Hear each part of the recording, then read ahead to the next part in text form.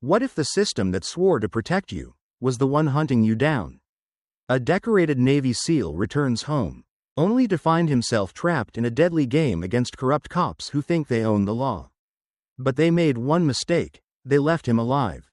And now, he's coming for them. This isn't just revenge, this is justice. Stay with me, because this story is far from over.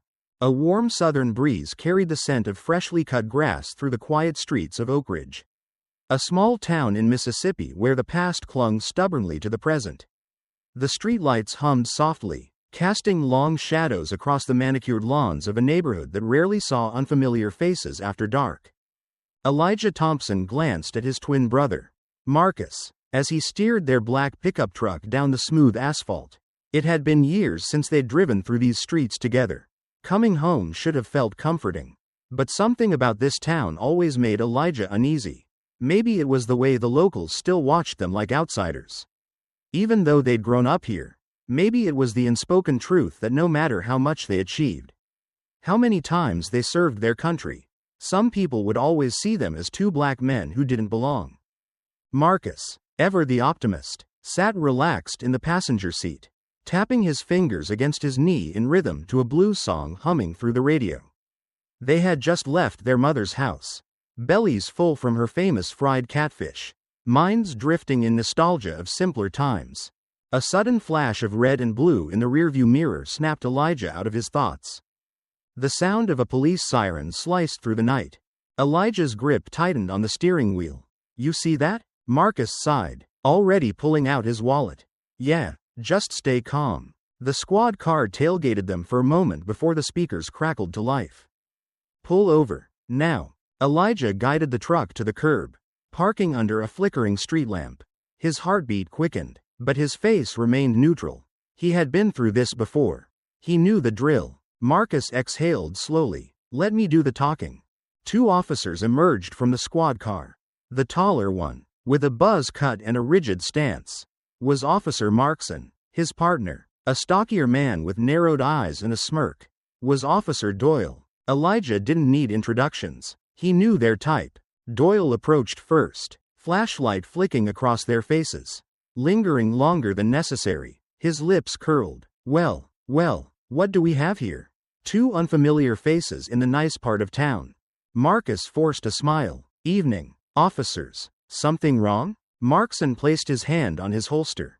License and registration. Elijah moved slowly, reaching for the glove compartment. His fingers brushed against the documents when Doyle's voice cut in. Make it quick. Marcus handed over his ID.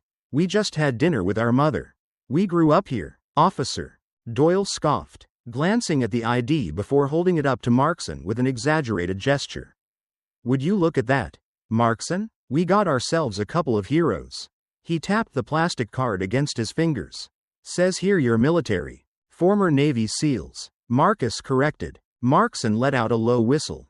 Impressive. And yet, you still look suspicious as hell. Elijah's jaw tightened. Suspicious how? Markson leaned against the truck. Don't you worry about that. Step out of the vehicle.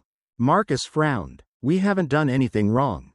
Markson's smirk faded. You refusing, son? Marcus shook his head. I'm just asking why. Markson's hand moved faster than a blink. The gunshot shattered the silence. Marcus staggered backward, eyes wide with shock before collapsing onto the pavement. A dark stain spread across his chest. Elijah's world slowed to a crawl. He barely heard his own voice screaming his brother's name. He barely felt his own body moving, dropping to his knees beside Marcus. Marcus's fingers clutched weakly at Elijah's sleeve.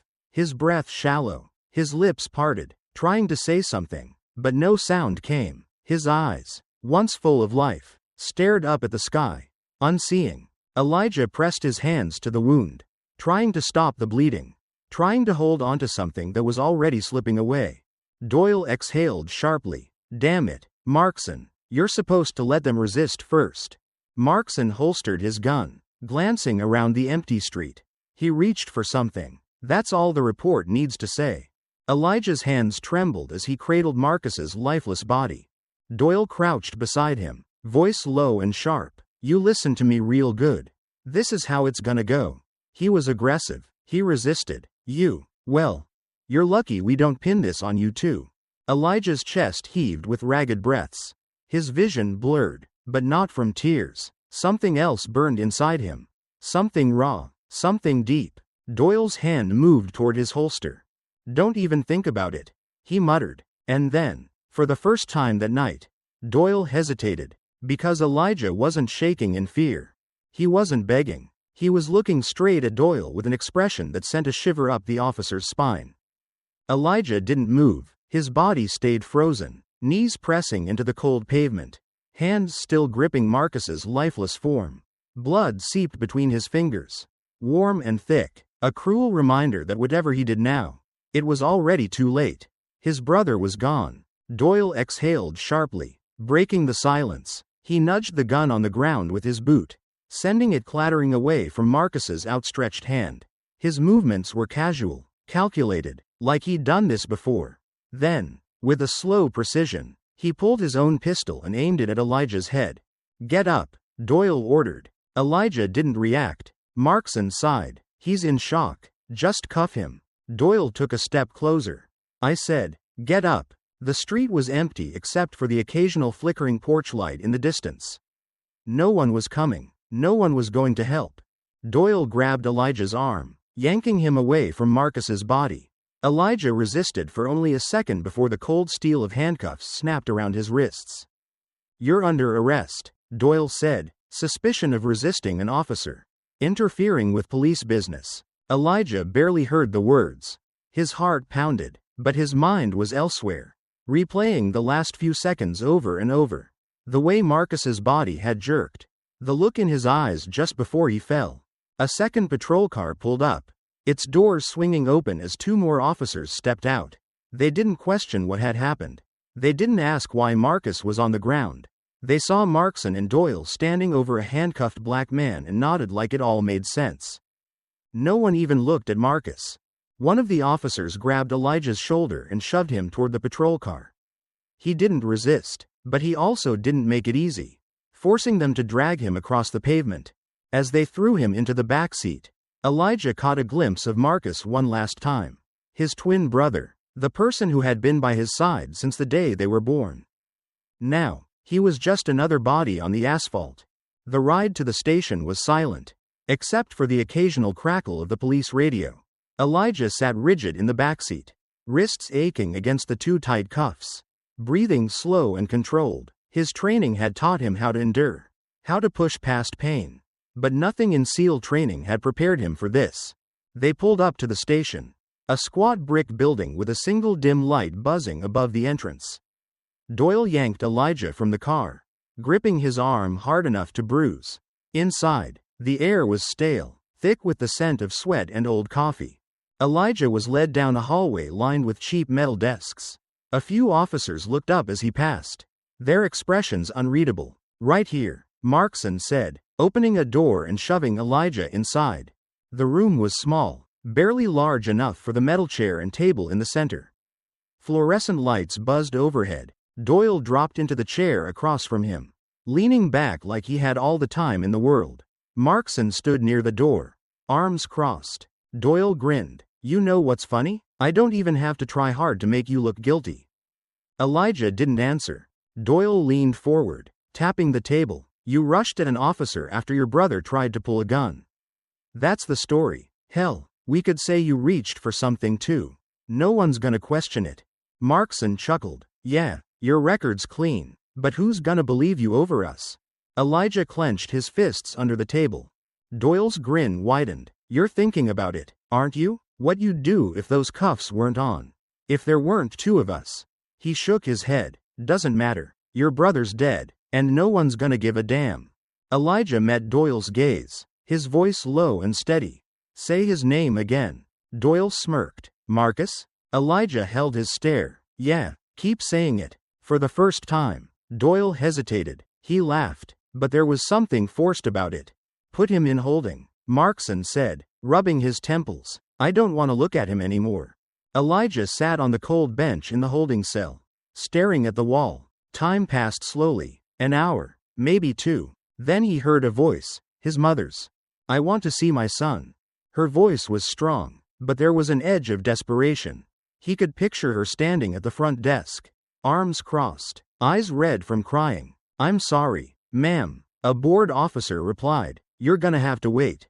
"I've already been waiting." A pause. "You need to leave." Silence. Then the sound of her heels against the tile floor as she walked away.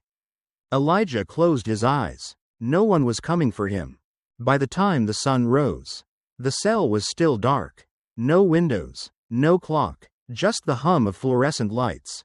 Then, footsteps. The door buzzed open, and Markson stood there, arms crossed. "You got lucky," he said. Elijah said nothing. Markson motioned for the officer behind him to unlock the cell. "We're letting you go." Elijah stood slowly, shoulders stiff from sitting so long. "Why?" Markson smirked. "Because I said so." Elijah stepped out, rolling his wrists as the cuffs were removed. Doyle leaned against the wall, watching. "Consider this a warning," he said. "You should pack up and leave town before you end up like your brother." Elijah took a slow breath. His hands curled into fists. But he forced himself to stay still. Doyle stepped closer. "Be smart." Elijah held his gaze for a long moment. Then he walked out without a word. Outside, the sky was overcast, the air thick with humidity. Elijah inhaled deeply, filling his lungs. He wasn't going anywhere. Elijah walked down the familiar street toward his childhood home. His steps slow and measured. The air was thick with late summer humidity, and the scent of rain lingered from the storm that had passed the night before. The town had always been quiet at this hour, but tonight, something felt different. Porch lights flickered on as he passed. Blinds shifted, revealing quick glances from behind windows before snapping shut again. Conversations hushed. A couple of men sitting on a stoop lowered their voices as they watched him walk by. He knew why. The town had already made up its mind about what happened that night. By the time he reached his mother's house, his fists were clenched. He had expected to find comfort here, but as he stepped onto the porch, he realized even home didn't feel the same anymore. The door opened before he could knock. His mother stood there, wrapped in a faded cardigan despite the heat. Her eyes, once full of warmth, were clouded with exhaustion. She didn't say anything at first. She just looked at him. "Come inside," she finally whispered. The house smelled the same. Old wood, a hint of lavender from the air freshener she always used. But there was a weight in the air, something heavy pressing down on both of them. She sat down at the kitchen table, hands folded in her lap. He remained standing. "They let you go," she said, her voice quiet. "They didn't have a reason to keep me." She shook her head. "They didn't need one." Silence stretched between them. "Elijah," she finally said, her voice unsteady, "you need to leave this alone." He stared at her, waiting for her to explain. But he already knew where this was going. "You think I should run?" he asked. "I think you should be smart." He let out a short, bitter laugh. "Marcus is dead, and you want me to just walk away?" Tears welled in her eyes. "I want you alive." His jaw clenched. She reached across the table, gripping his hand. "This town doesn't change. The people who run it don't change. You can't fight them, Elijah, not alone." His mother had always been the strongest person he knew. She had endured loss, hardship, injustice. But this was different. This was fear. Before he could respond, headlights swept through the front window. A black SUV idled in front of the house. Elijah stepped onto the porch, his muscles tense. The driver's side door opened, and a familiar figure emerged. Markson. Doyle leaned against the passenger door, arms crossed, watching with amusement. Elijah stayed where he was. He wasn't going to give them the satisfaction of looking rattled. Markson took a few slow steps forward, stopping just at the bottom of the porch. "You settling back in all right?" he asked. Elijah didn't respond. Markson smirked. "I'd be careful if I were you. Town's not safe these days." Doyle chuckled. "Accidents happen all the time." Elijah felt his mother watching from the doorway. He could hear her shallow breathing behind him. Markson tilted his head slightly. "You understand what I'm saying, don't you?" Elijah didn't blink. "Yeah, I do." Markson studied him for a moment longer, then nodded. "Good." He turned back toward the SUV. "Enjoy your night." Doyle lingered a second longer, grinning. "We'll be seeing you around." Elijah didn't move until they were gone. His mother stood behind him, arms wrapped around herself. "This isn't a fight you can win," she whispered. He turned to her. "Maybe not," he said, "but I'm not letting them get away with it." The cafe on Main Street was mostly empty when Elijah walked in. A couple of older men sat near the window, sipping coffee, throwing him quick glances before turning back to their hushed conversation. Behind the counter, the owner, Paul, a man who had known the Thompson family for years, paused mid-wipe with a rag. Elijah waited for a greeting that never came. Paul exhaled through his nose, setting the rag down. "Not a good time, Elijah. I just want coffee." Paul hesitated, then nodded toward the corner booth. "Take a seat." Elijah sat down, but he didn't have to turn around to know people were watching. He could feel their eyes on him, the weight of their judgment. A TV mounted in the corner played a local news broadcast. The anchor's voice was steady, almost rehearsed. New developments in the shooting of Marcus Thompson, the alleged suspect in a disturbance that led to a confrontation with police officers. Elijah's fingers tightened around the edge of the table. Marcus wasn't a suspect. There had been no disturbance. But now, that was the story. The screen flickered to an image of Marcus in his Navy uniform. Then, without missing a beat, the footage shifted to a grainy security video from years ago. Marcus in a heated argument outside a bar. Something completely unrelated, but enough to plant doubt in people's minds. Paul quickly turned the volume down. Elijah exhaled through his nose, steadying himself. Someone slid into the seat across from him. A woman, mid-30s, auburn hair pulled into a loose ponytail, eyes sharp and studying him carefully. "Elijah Thompson," she said, voice calm but direct. He looked at her. "My name's Rebecca Carter," she continued. "I'm a journalist, and I think we need to talk." Javier Moreno's apartment was on the second floor of a rundown complex on the outskirts of town. The kind of place where people kept to themselves, where nobody asked questions. Elijah stood in the hallway, staring at the door. He knocked once. No answer. Another knock. Still nothing. His gut told him something was off. He tried the knob. Unlocked. The door creaked open, revealing a mess inside. Furniture overturned. Drawers pulled out. Papers scattered across the floor. It wasn't a robbery. It was a search. And whoever had been here wasn't looking for money. Javier was gone. Elijah paced along the cracked sidewalk of a quiet side street, his mind racing. The night air was thick with the scent of rain, heavy and unshaken from the earlier storm. Javier was gone, his apartment ransacked, but someone had to know where he'd gone. He tightened his jacket against the damp air and turned down an alley leading to a corner store. The place was dimly lit, a single buzzing neon sign casting flickering blue light onto the pavement. Inside, a man leaned against the counter, scrolling through his phone. Elijah stepped in, the doorbell chiming softly. The man behind the counter barely glanced up. "We're closing soon. I'm looking for Javier Moreno." The man's fingers froze over his phone screen. His eyes darted to Elijah, then away again. "Don't know him." Elijah took a step closer. "I think you do." The man exhaled sharply, setting his phone down. "Look, man, he's gone. Packed up and left real fast after some guys came asking about him."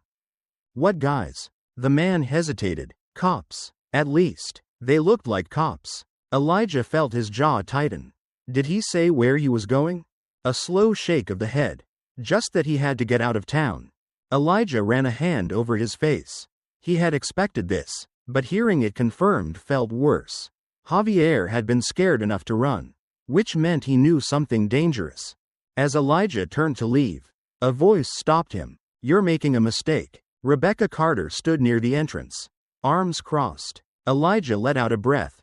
"You following me now?" She tilted her head. "You're not exactly subtle." He didn't respond. Rebecca stepped forward, her voice lowering. "You need to stop looking for him." Elijah frowned. "Why?" She glanced at the store clerk, then back at Elijah. "Because they're already watching you." Elijah knew Rebecca was right. The drive back to his mother's house felt longer than usual. He kept checking the rearview mirror, half expecting headlights to follow him down every empty road. But the streets were quiet. Too quiet. As he pulled into the driveway, the hairs on the back of his neck stood up. Something was wrong. He stepped out of the truck, scanning the yard. The porch light was off. His mother always left it on. Then, movement. The front door burst open. And before he could react, 2 officers rushed him. Strong hands grabbed his arms, shoving him face first against the truck. "Gotcha," one of them muttered. A flashlight beam swept over him. "Elijah Thompson," a voice called from the darkness. "Markson." Elijah gritted his teeth. "You got a warrant?" Markson stepped into the dim glow of a street lamp, his smirk visible even in the shadows. "Don't need one." Behind him, Doyle emerged from the house, holding something in his gloved hands. A gun. He turned it over, inspecting it like it was something he just stumbled upon. "Found this under your couch," Doyle said. "Interesting, huh?" Elijah's muscles tensed. Markson stepped closer, lowering his voice. "You think you can make trouble and just walk away?"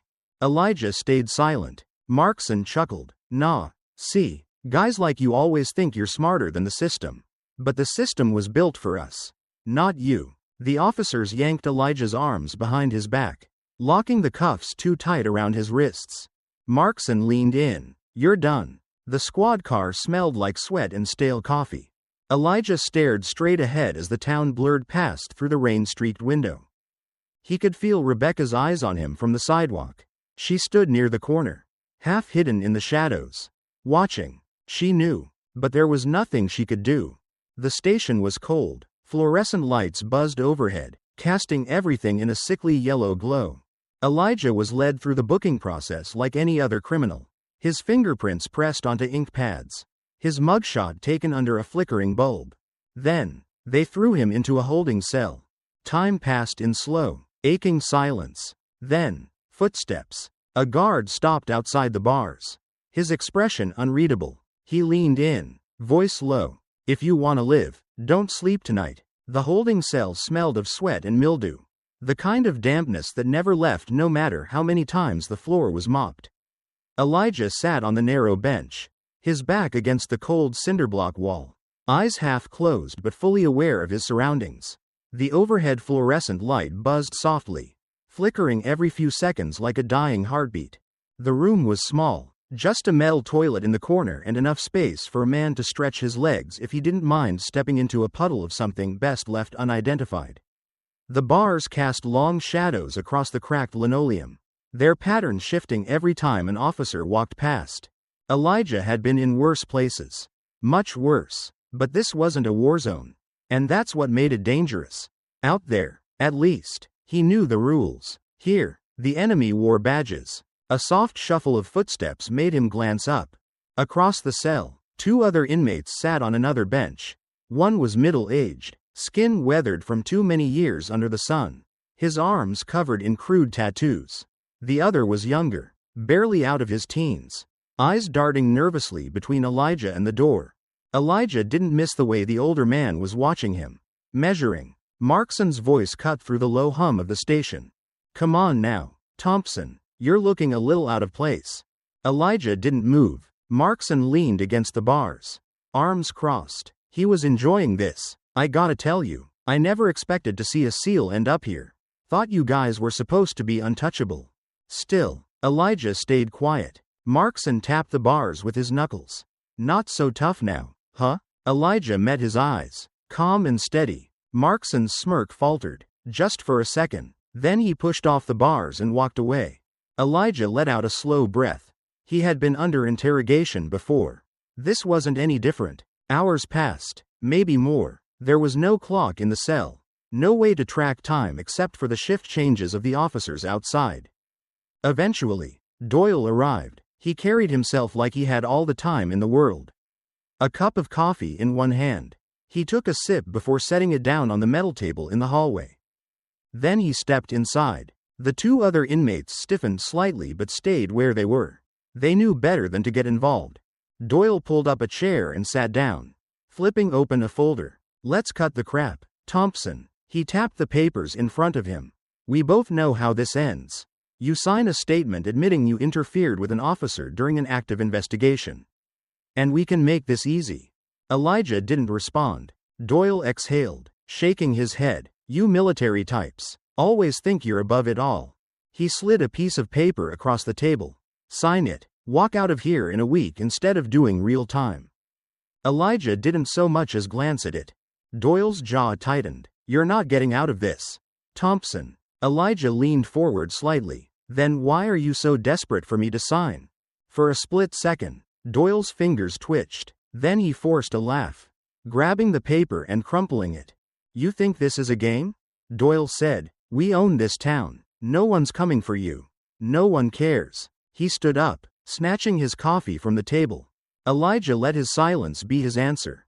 Later that night, long after the station had quieted down, a new face appeared outside the bars. A young officer. His uniform was crisp, his posture stiff, but there was something uncertain in his eyes. He glanced over his shoulder before stepping closer. Elijah Thompson? He whispered. Elijah looked up. The officer, Briggs, according to his name tag, lowered his voice even more. I don't know what you did or didn't do, he said, but they want to make sure you don't get out of here. Elijah studied him. Then why are you talking to me? Briggs hesitated, then muttered, because I know they planted that gun in your house. Elijah's jaw tightened. They're keeping Javier somewhere. Briggs continued. I don't know where, but they don't want him found. Elijah leaned forward. Then help me. Briggs exhaled through his nose, glancing over his shoulder again. I shouldn't even be here. Elijah nodded. Then leave. Briggs hesitated again before stepping away. Just watch your back, he said quietly, and don't sleep tonight. Then he was gone. Elijah stared at the empty hallway, his mind already working. He had spent his life surviving in the most dangerous places on earth. This was no different. The attack came an hour later. Elijah had been waiting for it. The older inmate stood, stretching. Then, without warning, he lunged. But Elijah had already moved. In a single motion, he sidestepped, catching the man's wrist and twisting it sharply. A grunt of pain. The younger inmate bolted from the bench. But Elijah kicked out, knocking him down before he could reach the bars. A second later, the older man was on the ground, clutching his arm. The whole thing was over in 5 seconds. The guard outside barely glanced up. He had been expecting this too. Elijah sat back down, adjusting his cuffs. If they thought he was going to break that easily, they had no idea who they were dealing with. The van rumbled over cracked asphalt, its headlights cutting through the thick mist that clung to the empty back roads. Elijah sat motionless in the backseat, wrists cuffed, flanked by 2 officers who kept their hands close to their holsters. Outside the barred window, pine trees blurred into dark silhouettes, stretching endlessly beneath a sky void of stars.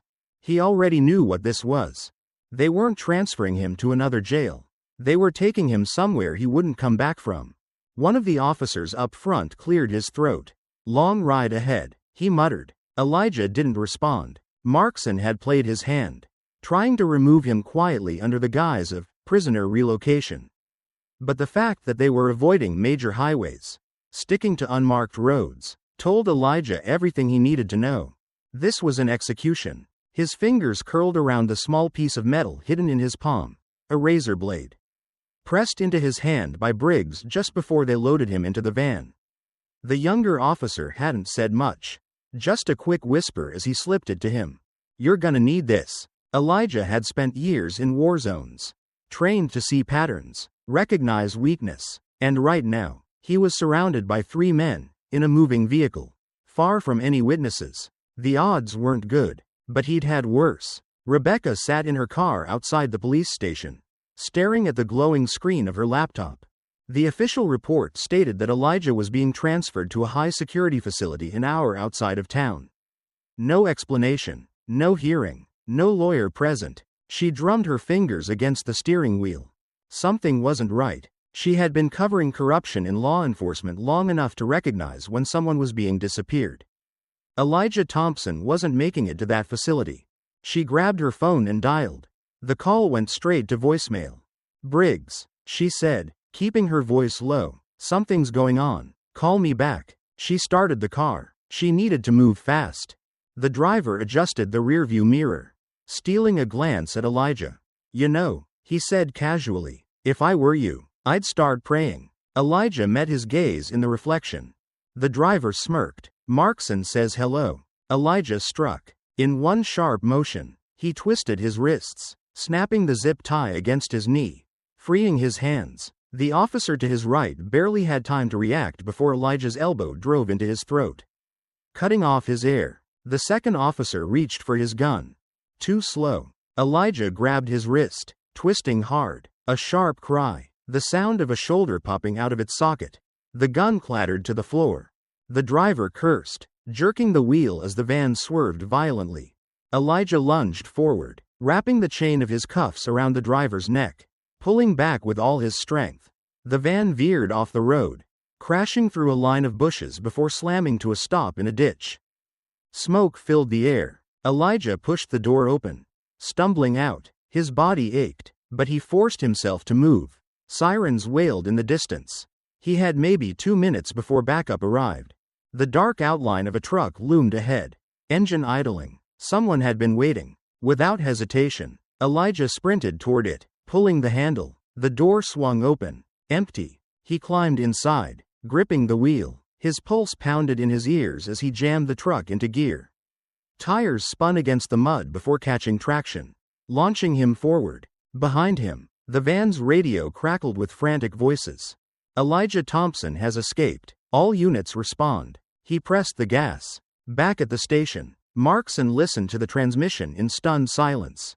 Then, in one violent motion, he hurled his coffee cup against the wall, ceramic shattering across the floor. Doyle stood nearby, jaw clenched. "If he's alive," Doyle muttered. "We're done." Markson's eyes darkened. "Then we better make sure he's not."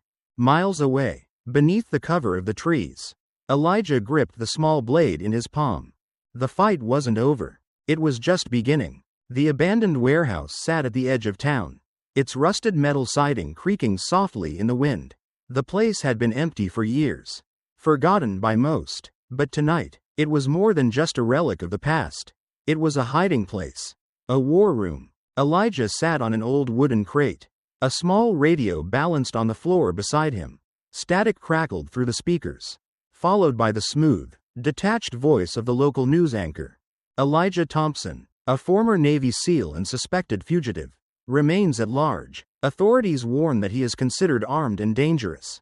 Residents are advised to report any sightings immediately. Elijah exhaled slowly, rubbing his hands together. He wasn't surprised. Markson controlled the narrative, and right now, the story was clear. Elijah Thompson was a threat. The city had turned against him overnight. He reached for the radio dial and twisted it, searching for a different frequency. The signal shifted, then settled on a late-night talk show. A caller's voice came through, sharp with frustration. "You telling me this guy just happened to escape while being transferred? That don't sound like no accident to me." The host chuckled. "You think someone helped him? Hell, I don't know. But I do know one thing. If the cops want someone gone, they don't usually miss twice." Elijah turned off the radio. Somewhere out there, Rebecca was connecting the dots. She had to be. He just had to stay ahead long enough for her to find something solid.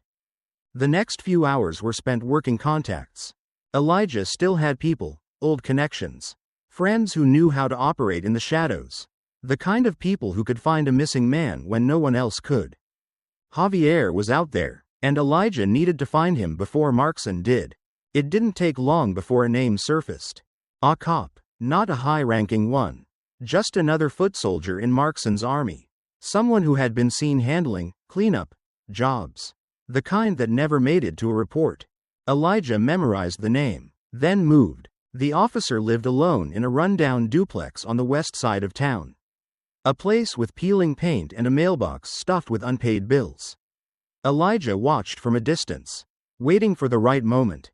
Just past midnight, the man came stumbling out of his front door, car keys in hand. That was all the opening Elijah needed.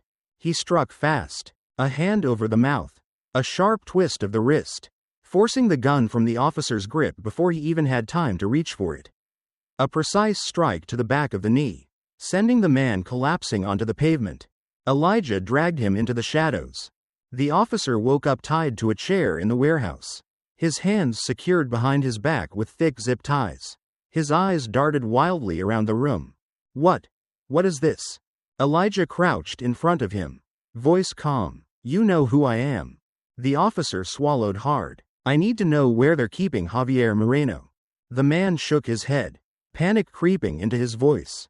I don't. Elijah placed a firm hand on his shoulder, fingers pressing into the nerve clusters near his collarbone. A subtle shift in pressure sent a sharp wave of pain through the officer's body. The man gasped. I've been trained to break people, Elijah said quietly. You don't want to find out how good I am at it. The officer's breath came in short, panicked bursts. They got him in the old parking garage. Elijah tilted his head. Underneath, the officer stammered. There's a basement level. They're keeping him there. Elijah's grip eased. What else? The man hesitated. Elijah pressed again, just enough to remind him. There's a list. That got Elijah's attention. What list? The officer swallowed hard. Markson keeps records of people they've dealt with. People who disappeared. A cold certainty settled in Elijah's stomach. Marcus hadn't been the first.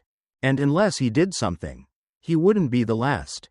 The officer was shaking by the time Elijah cut him loose. He didn't need to say anything. The fear in the man's eyes said enough.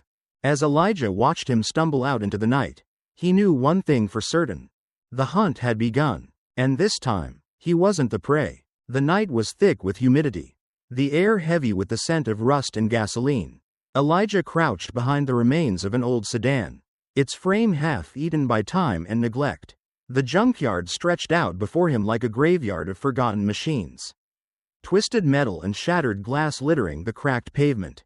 Beyond the rows of wrecked cars stood a concrete entrance, barely visible in the dim glow of a distant floodlight. A reinforced steel door. That was where they were keeping Javier. Elijah scanned the area. 2 guards stood by the entrance, their silhouettes sharp against the weak light. Another circled the perimeter, his footsteps crunching over gravel. They weren't expecting trouble. Why would they? As far as they knew, Elijah was either dead or running scared. They had no idea the hunt had turned. He moved quickly, staying low, his steps silent. The first guard barely registered the shadow rushing toward him before a swift arm wrapped around his throat, cutting off air. Elijah squeezed just enough for the man to slump unconscious before lowering him to the ground. The second guard turned at the sound of a soft thud, his hand moving toward his holster. Too late. Elijah closed the distance in a heartbeat, his elbow striking the man's jaw with enough force to send him crumpling against the door. The last guard was still making his round, unaware his backup had already fallen. Elijah pressed himself against the cold concrete, reaching for the keycard clipped to one of the downed officer's belts. A quick swipe and the door clicked open. He slipped inside. The underground level smelled of damp cement and stale air, the faint hum of ventilation the only sound beyond his own controlled breathing. The hallway stretched ahead, dimly lit by flickering bulbs. Javier had to be close. Elijah moved past a row of heavy steel doors, each marked only by a number. Some were locked, others slightly ajar, revealing empty rooms, holding cells, interrogation spaces. Then, a faint sound, a ragged breath. Elijah stopped outside the last room. Peering inside, Javier was slumped against the wall, hands bound behind him, his face bruised and swollen. His breathing was shallow, each inhale labored. Elijah knelt beside him, carefully placing a hand on his shoulder. Javier. The man flinched, his swollen eye barely opening. Then, recognition, a breath of relief. You're real, Javier rasped. Elijah worked quickly, cutting through the restraints with a small blade. Can you stand? Javier winced as he shifted, pain evident in every movement. Gonna need a second. There was no time for a second. Elijah hooked an arm under Javier's and hoisted him to his feet. Then, Javier whispered something that made Elijah's blood run cold. I'm not the only one down here. Elijah's jaw tightened. Who else? Javier gestured weakly toward the next room. Elijah eased open the door. Rows of cots lined the walls, each occupied by someone barely conscious, their bodies marked by bruises and exhaustion. Some stirred at the sound of the door, eyes hollow with fear. This wasn't just about Javier. Markson had been running something far worse than a cover-up. And now, Elijah was about to burn it to the ground. Moving through the hallways became more dangerous with every step. Javier was weak, barely able to support his own weight. And the others? Men and women who had been locked away and forgotten were in no shape to fight. But Elijah had never needed an army. He led them carefully, keeping to the shadows, his senses razor sharp. Every corner, every doorway was a potential ambush. Then, just as they reached the exit, the sound of heavy boots filled the air. Markson. And he wasn't alone. The floodlights outside clicked on, casting sharp beams through the open doorway. Silhouettes moved beyond the entrance, guns raised. Ready. Doyle's voice echoed through the underground chamber. Smug and cruel. I knew you'd come, Thompson. Elijah's grip tightened around his blade. He could take a few of them, but not all, and he wasn't about to let these people die in the crossfire. Then, the ground trembled. A deafening explosion tore through the silence, sending a shockwave through the structure. The lights flickered, then died, plunging everything into darkness. Chaos erupted. Markson's men shouted orders, scrambling for position. Smoke poured in from above, thick and suffocating. Elijah wasted no time. He pulled Javier forward, guiding the others through the confusion. Using the cover of smoke and panic, he could barely see, but he didn't need to. He had memorized the way out. As they emerged into the night, the junkyard was in flames. Elijah caught a glimpse of a figure on a nearby rooftop, Rebecca, lowering what looked like a detonator. Their eyes met for a brief second before she disappeared into the darkness. Elijah turned back to the others. Move. No one hesitated. They disappeared into the night, the fire consuming everything behind them. Markson had built his empire in the shadows. Now, Elijah was going to drag it into the light. The scent of burnt rubber and smoke still clung to Elijah's clothes as he moved through the dense underbrush, guiding Javier and the others deeper into the woods. Their footsteps were muffled by damp leaves, the night air thick with the sounds of chirping insects and the distant howl of sirens. The fire at the junkyard had bought them time, but not much. Markson and Doyle wouldn't stop until they had silenced every witness. Javier limped beside him, his breath coming in short, pained bursts. The others followed closely, their faces pale and drawn, eyes flicking over their shoulders at every snapped twig. We're almost there, Elijah murmured. Ahead, hidden beyond a crumbling stone wall, stood an abandoned church. Its wooden doors sagged on rusted hinges, and ivy curled around the stained glass windows. Once a place of sanctuary, now it was just another relic of a forgotten town. Rebecca waited by the entrance, her fingers tapping restlessly against her thigh. She exhaled sharply when she saw them. You're late, she whispered. Elijah gave a slight nod, helping Javier up the steps. Had a detour. Inside, the air was thick with dust, the pews covered in tattered sheets. A few candles flickered along the altar, casting long shadows against the walls. Elijah guided Javier to a bench. The others collapsed onto the floor, exhaustion weighing them down. Rebecca knelt beside Javier, pressing a bottle of water into his hand. We need to move fast, she said. Markson's got half the department searching every back road. Elijah crouched in front of Javier. Tell me everything. Javier wiped a trembling hand across his face, his fingers still raw from the restraints. He took a slow breath before speaking. It's not just your brother, he said. Markson and Doyle. They've been running a whole operation. Drugs, human trafficking, making people disappear. Elijah's jaw tightened. Javier's voice wavered, but he pushed on. The people in that basement? They weren't just random prisoners. They were threats, witnesses, anyone who got too close to the truth. Rebecca stiffened. How long has this been going on? Javier shook his head. Years, maybe longer. They use their badges as cover. Eliminate problems before they can talk.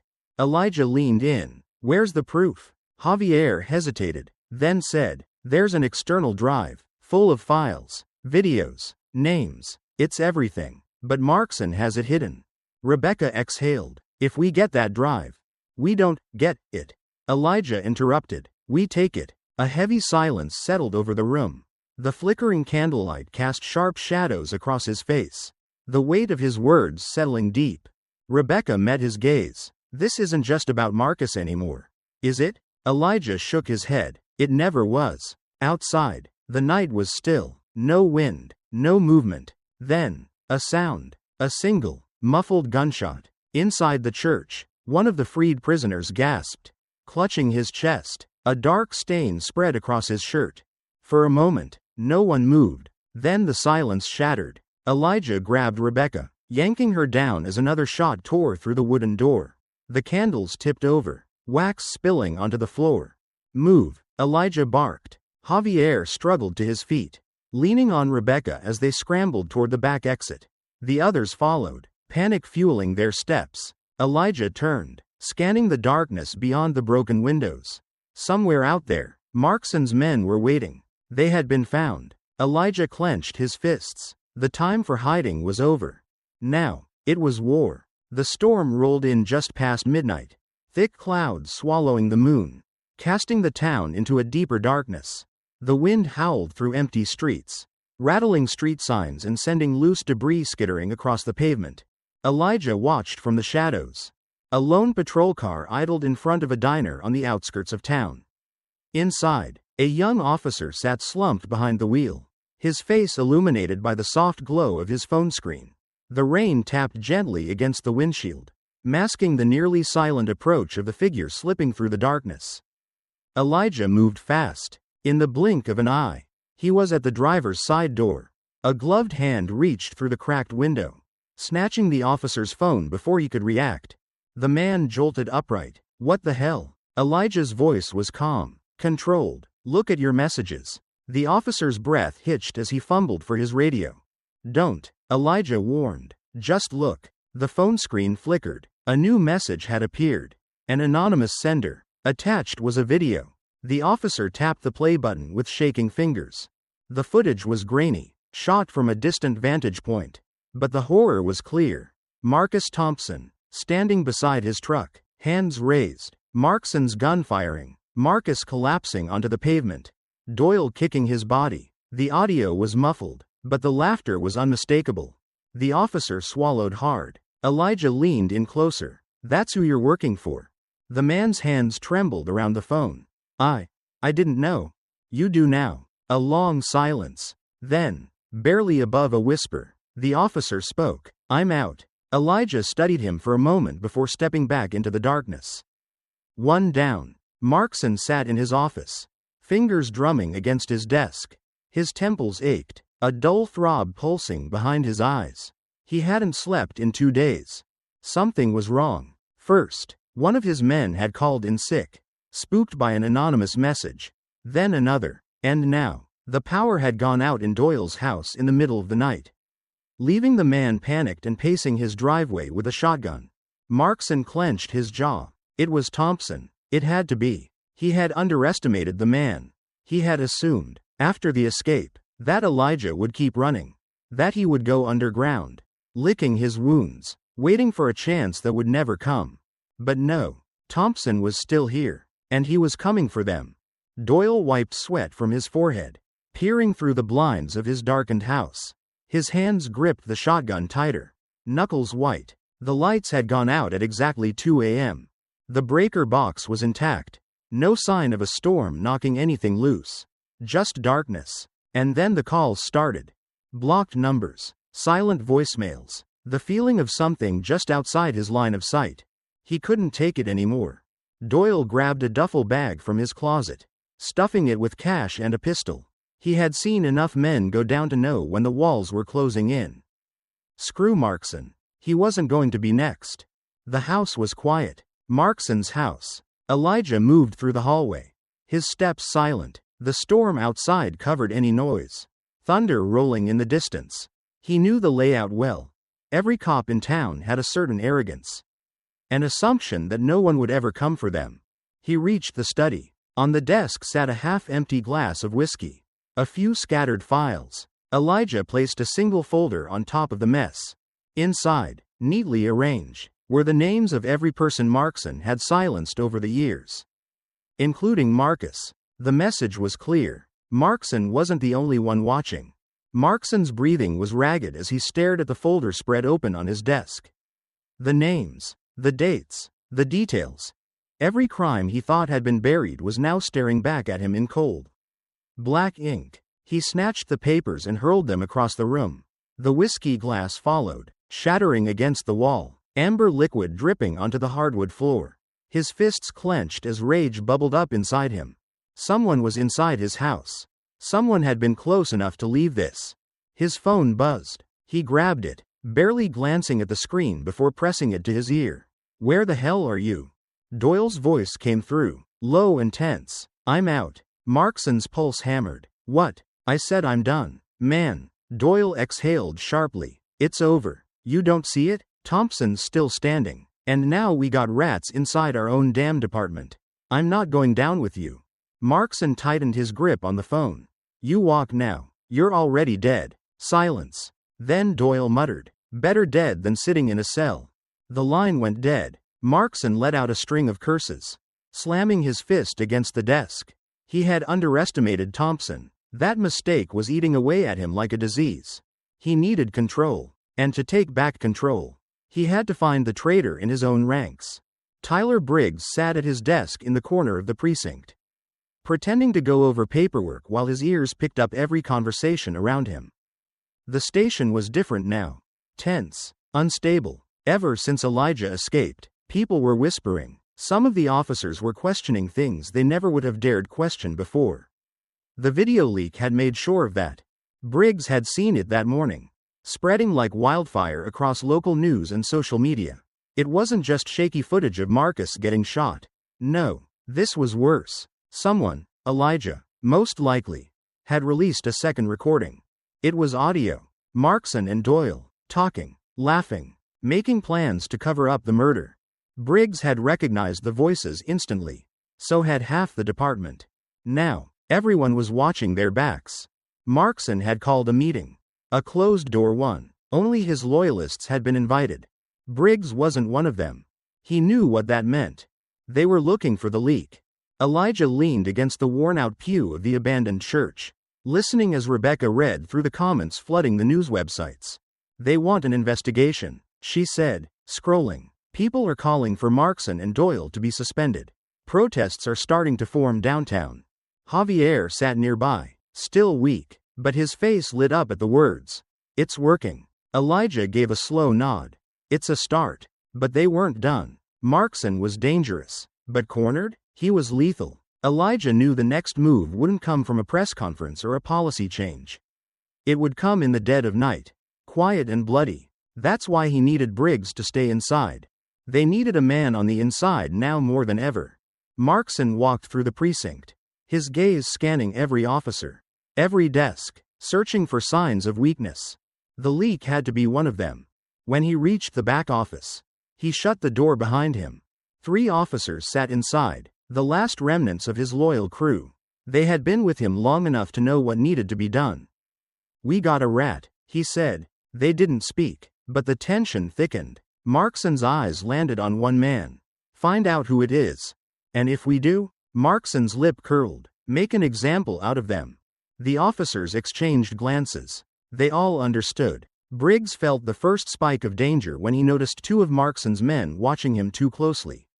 He played it cool, keeping his movements normal, his conversations casual, but the weight in his stomach told him everything. They were onto him, and if he didn't act soon, he wouldn't get another chance. Doyle's fingers trembled as he stuffed wads of cash into a duffel bag. His breaths came fast, uneven, as he glanced toward the door every few seconds. His hands were slick with sweat, the small room thick with the scent of dust and old motor oil. He had planned for this, had stashed away enough money, a fake passport, burner phones, but none of that mattered now. Not after the video, not after the whispers had started. Markson would never let him leave alive. His hands shook as he zipped the bag closed.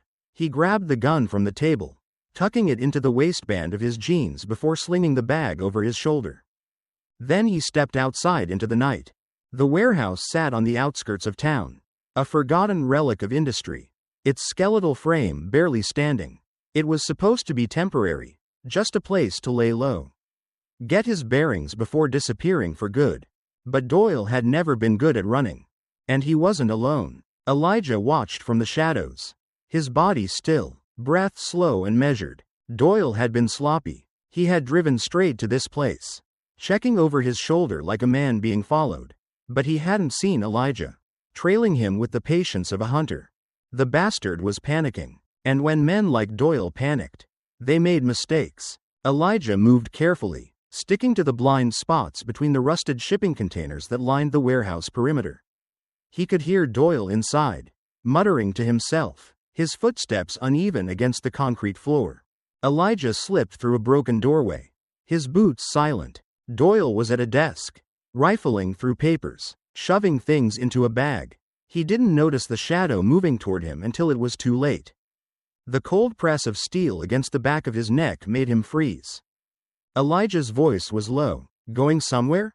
Doyle's breath hitched. He slowly raised his hands. Listen. Turn around, Elijah ordered. Doyle obeyed, his eyes wide, darting toward his gun. Elijah saw it coming before Doyle even moved. The moment Doyle lunged, Elijah sidestepped, grabbing the man's wrist and twisting. The gun clattered to the floor. Doyle grunted in pain, but Elijah shoved him back against the desk, pinning him there with an arm across his throat. No more games, Elijah said. Where is it? Doyle swallowed hard. Where's what? Elijah tightened his grip. Doyle's face reddened. Okay, it's in the drawer. Bottom left. Elijah reached over, yanking the drawer open. There it was. A small, black external hard drive. Elijah held it up. This has everything?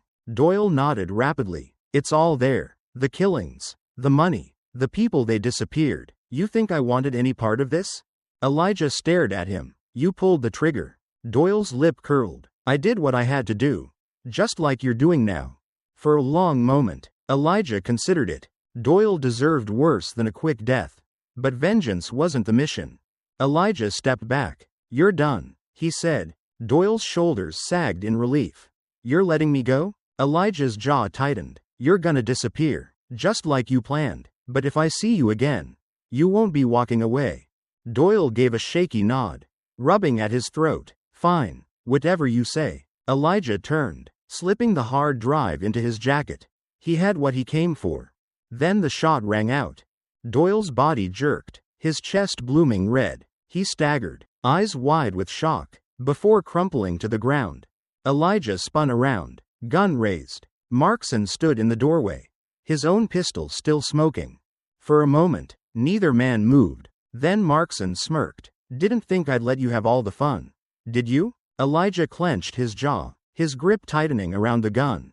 This wasn't over. Not yet. The night air was thick with the scent of rain-soaked asphalt. The distant hum of sirens echoing through the streets.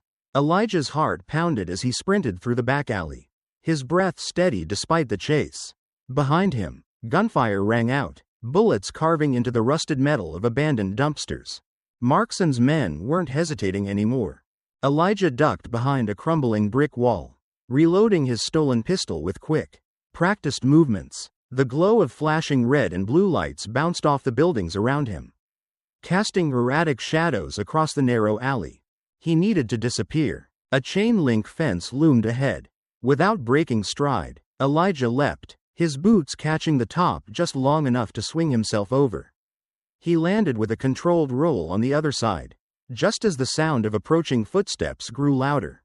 From the other end of the alley, a flashlight beam swept across the wet pavement.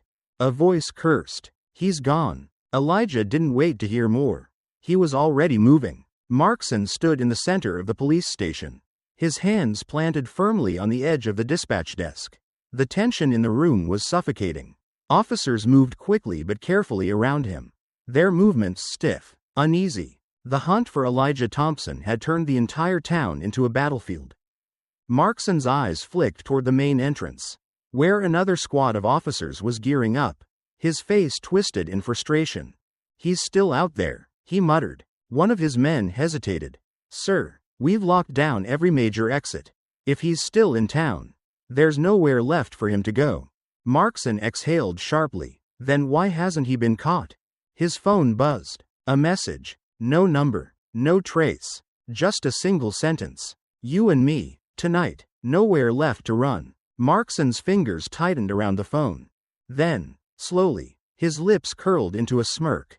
Elijah wanted a fight? He'd get one. Rebecca sat in the front seat of an old sedan, parked 2 blocks from the station. She could see the swarm of officers through the rain-streaked windshield. Their movements erratic, desperate. They're scared, Briggs muttered from the driver's seat. Rebecca nodded. They should be. She tapped the laptop balanced on her knees, scrolling through live feeds from hacked police communications. Every channel was flooded with one name. Elijah Thompson. Briggs glanced at her. You think he's really going after Markson? Rebecca didn't hesitate. I think he's done running. Briggs exhaled, gripping the steering wheel tighter. Then we better make sure he has a way out. Elijah moved through the old industrial district, sticking to the blind spots between security cameras. His mind was sharp, calculating every possible angle. Markson had the entire town locked down. Every exit was sealed. Every road was crawling with cops. But Elijah wasn't trying to escape. He was walking into the fire. The police station loomed ahead, a fortress of corruption hiding behind a thin veil of authority. Elijah had spent years in war zones, had fought enemies far more disciplined than the cowards running this operation. He had taken down warlords, dismantled terror cells, and now, he was taking down Markson. Inside the station, Markson leaned against his desk, rolling his shoulders. He could feel the tension in the air, the unspoken fear that had settled over his men. But he wasn't worried. He had a trump card.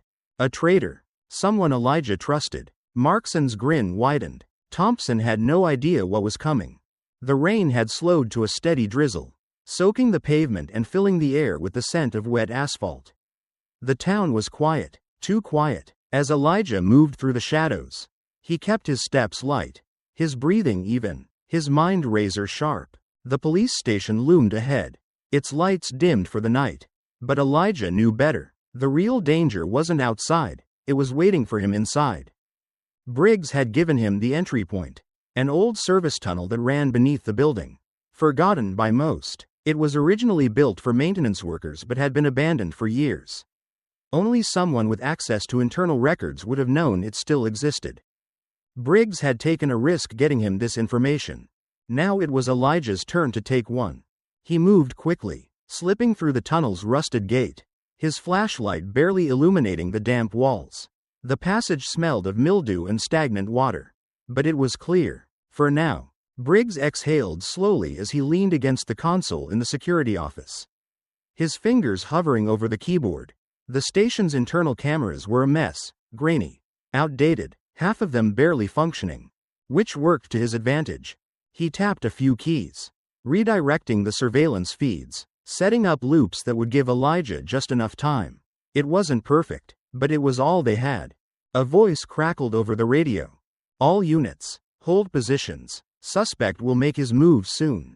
Briggs swallowed hard. Markson was ready for this. Elijah emerged from the tunnel into a darkened hallway.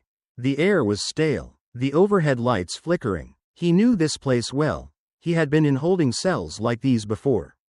Now, he was hunting the man who put him there. He moved swiftly through the corridors, avoiding the main walkways. A single mistake, a single sound, and he'd have half the station on top of him.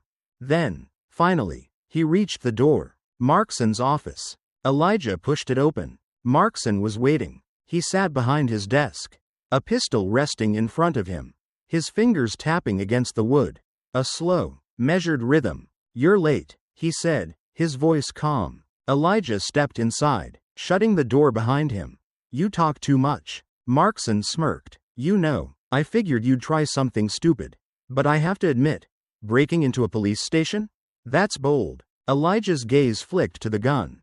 You always this confident, or are you just trying to stall? Markson leaned back in his chair, spreading his hands. You think this ends with me? He scoffed. You think you're the first one to try and bring me down? Elijah took a step forward. You killed my brother. Markson didn't flinch. Yeah. Elijah's fingers twitched. Markson saw it and smiled.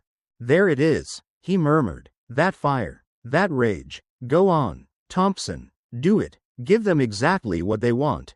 Elijah narrowed his eyes. Who's them? Markson chuckled. Oh, you'll see soon enough. Then, before Elijah could react, the door burst open. A dozen red laser sights flickered across his chest. SWAT. Markson's smile widened. Took you long enough. Elijah slowly raised his hands. The walls were closing in. And the real fight was just beginning. The air inside the police station was thick with tension. Red laser dots flickered across Elijah's chest. But he didn't move. He could hear the steady breathing of the SWAT officers. The quiet rustling of their gear as they waited for Markson's command. Markson stood behind his desk, his fingers tapping lightly against the handle of his gun. He was savoring the moment, dragging it out like a cat playing with its prey. "This is where it ends," Markson said, his voice smooth. Elijah didn't respond. His muscles were coiled, his heartbeat steady. Then, a flicker, a brief hesitation in the comms chatter coming from the SWAT office's radios. A half-second delay in their responses.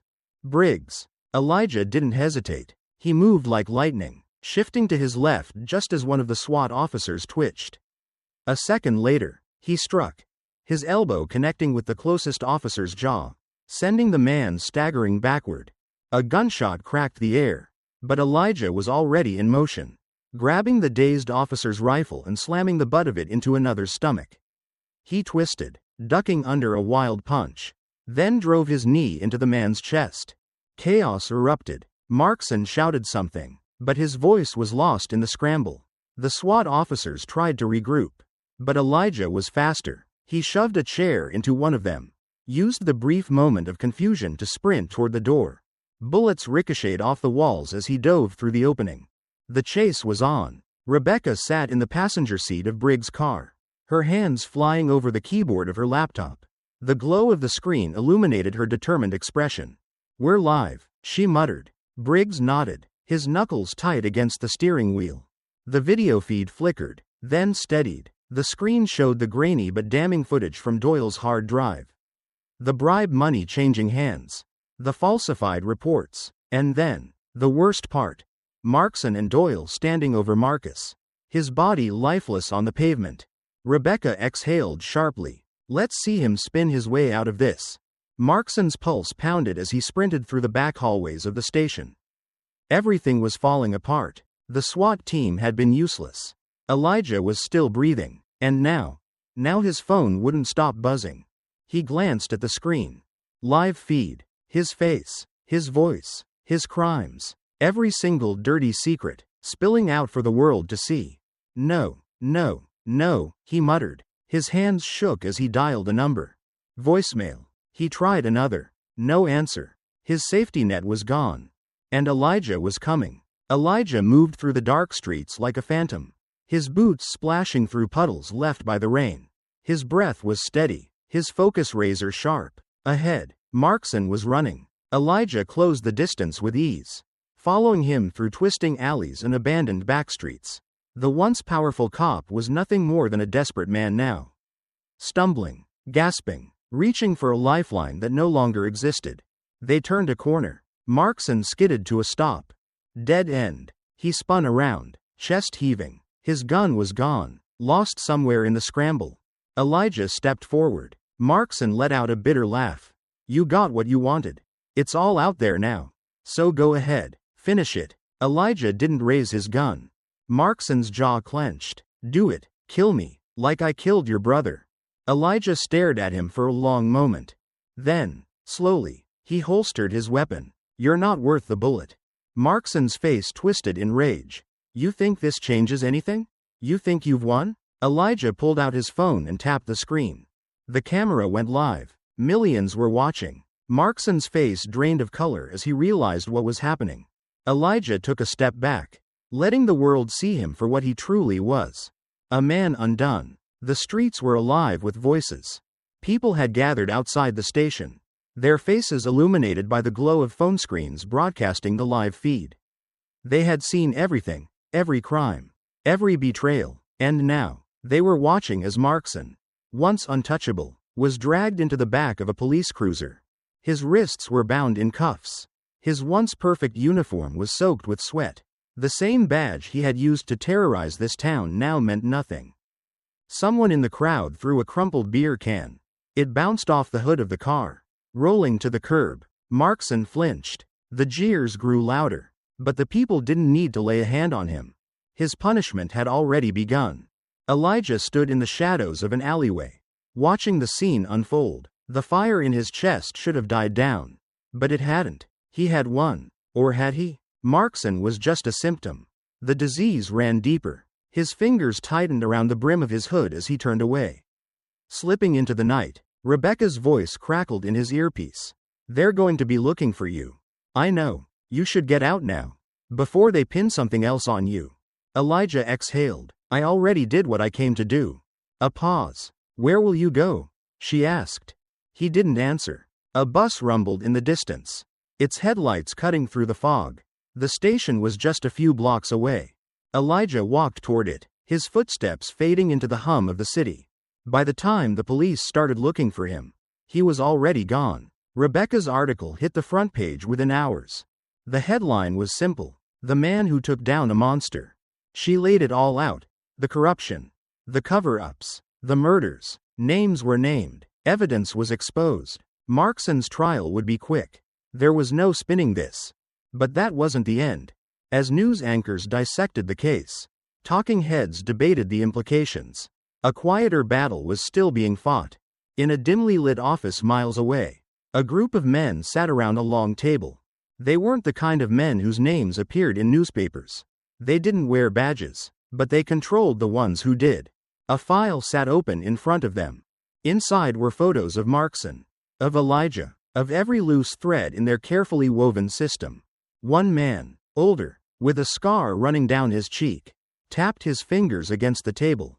Markson was careless. A younger man, dressed in an expensive suit, leaned back. The problem isn't Markson. The scarred man nodded. It's people like him. The younger man smirked. And people like Thompson. For a moment, there was silence. Then the scarred man exhaled.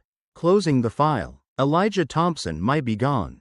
He looked up, his eyes cold. But there will always be another. The room fell into darkness. And the cycle continued.